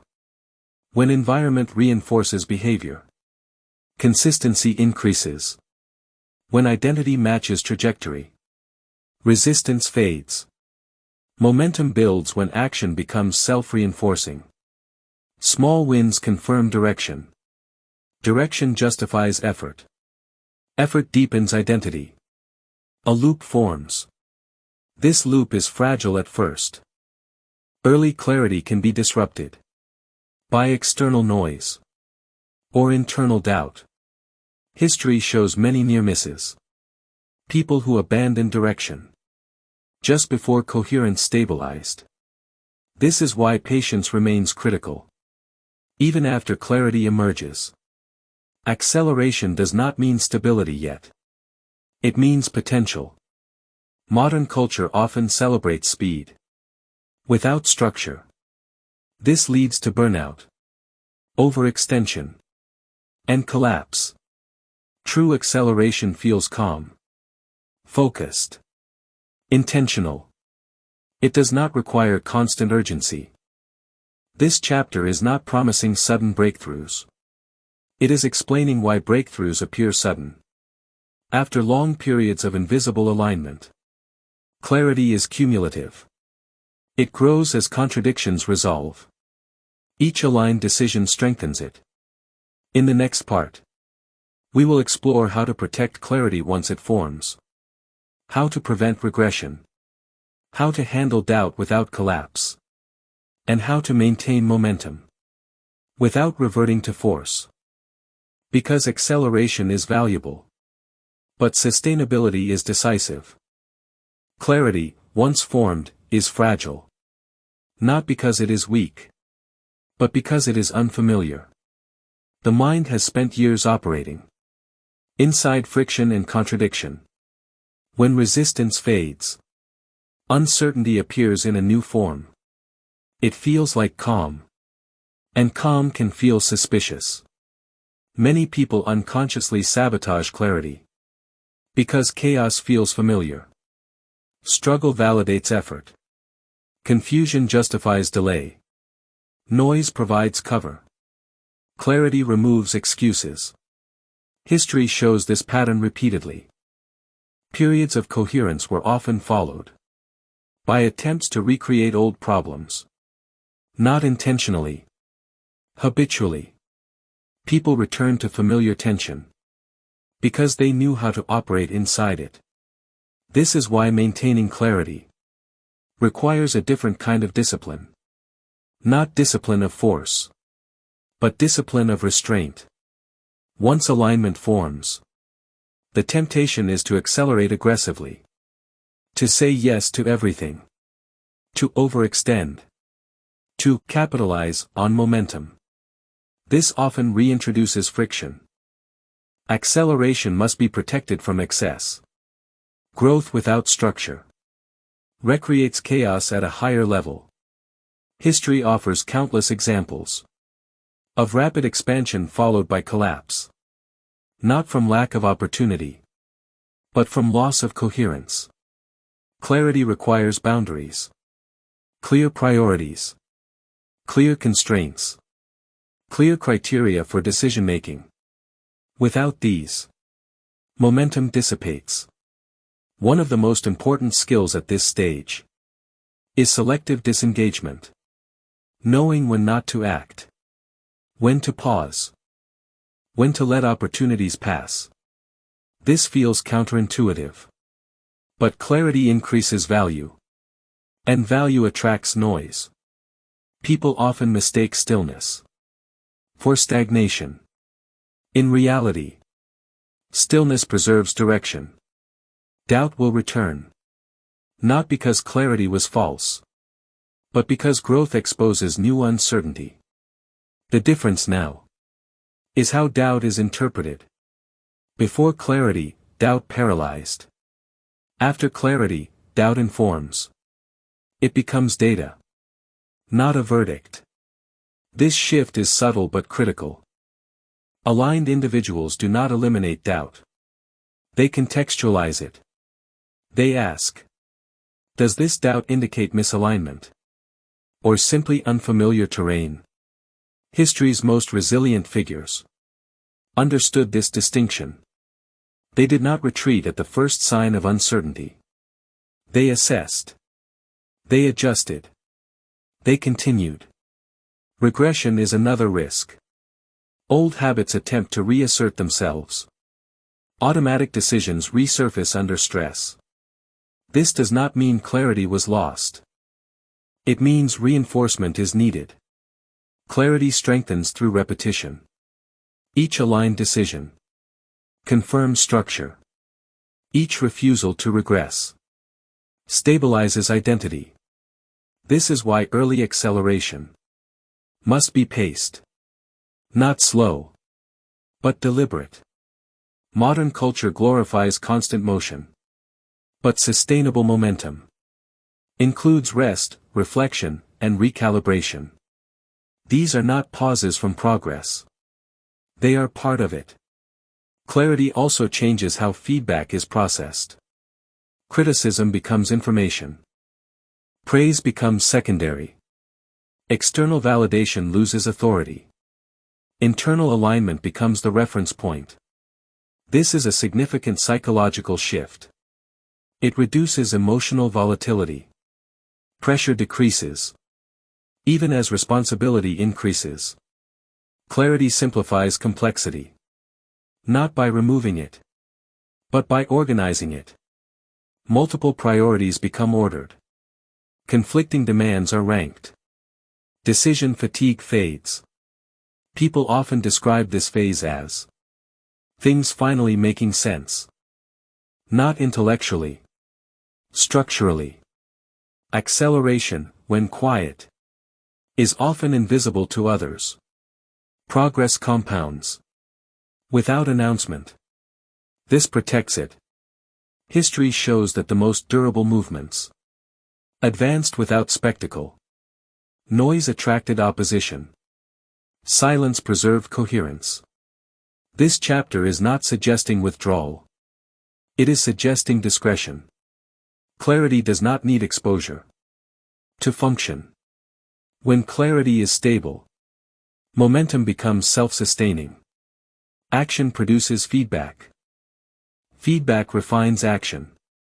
A loop forms. This loop does not require motivation. It operates through alignment. The danger is believing that clarity means completion. It does not. It means readiness.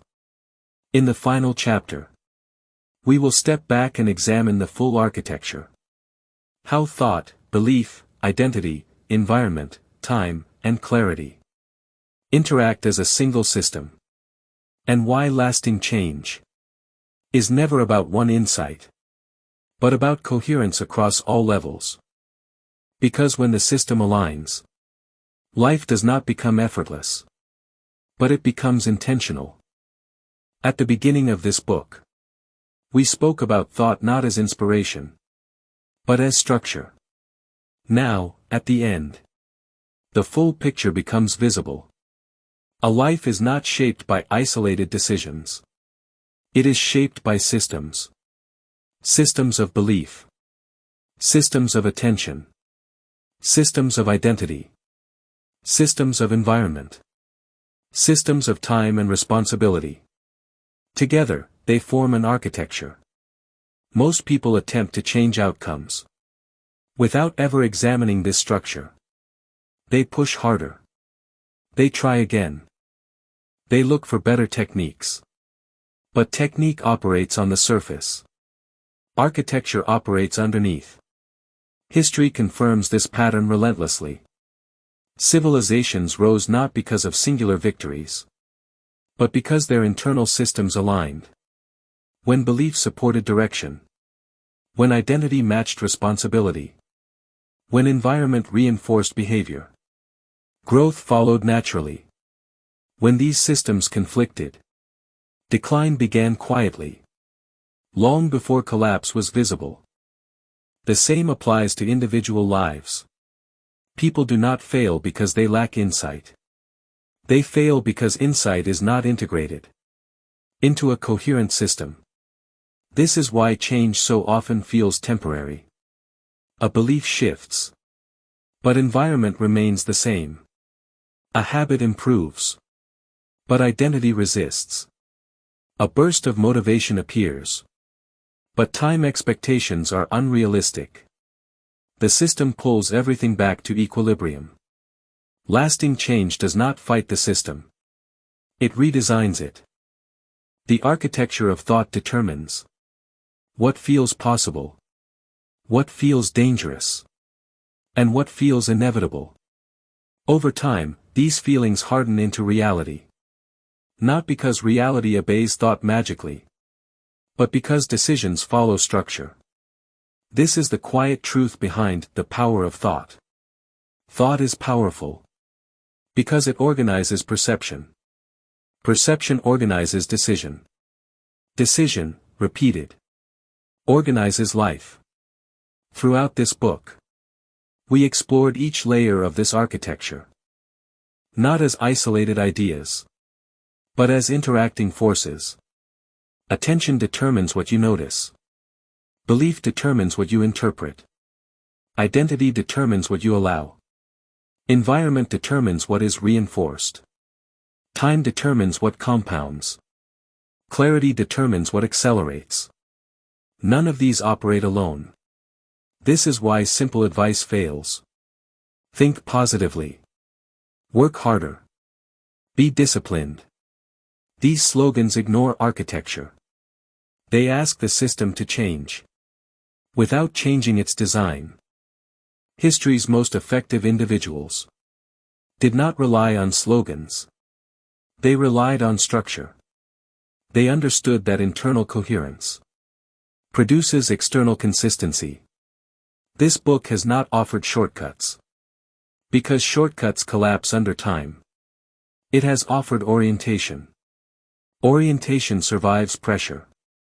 You may have noticed that nowhere in this book did we promise comfort. Growth is not comfortable. But discomfort within alignment is different from struggle within contradiction. One builds, the other drains. The goal is not perfection. It is coherence. When coherence exists, mistakes are corrected quickly. Feedback is integrated. Direction remains stable. Without coherence, even success feels unstable. One of the most dangerous illusions is believing that change must be dramatic. History shows otherwise. The most powerful shifts are often quiet, invisible at first, obvious later.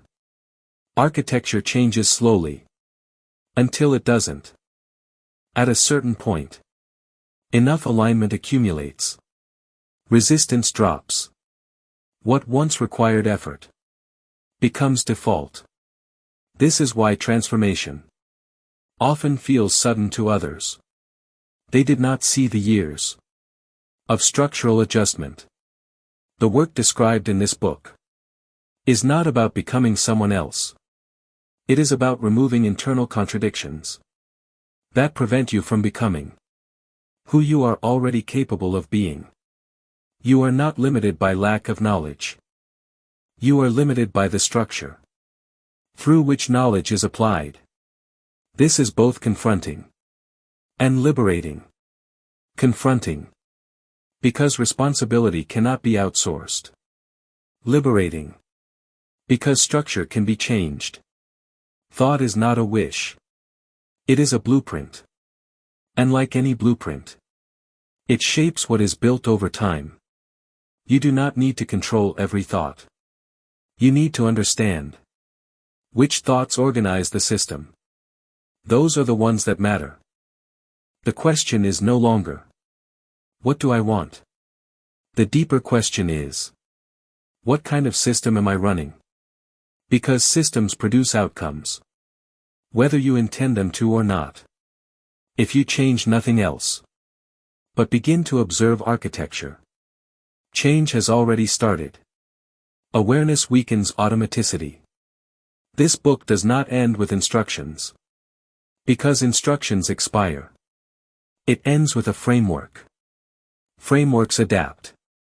The architecture of your thinking is shaping your life right now.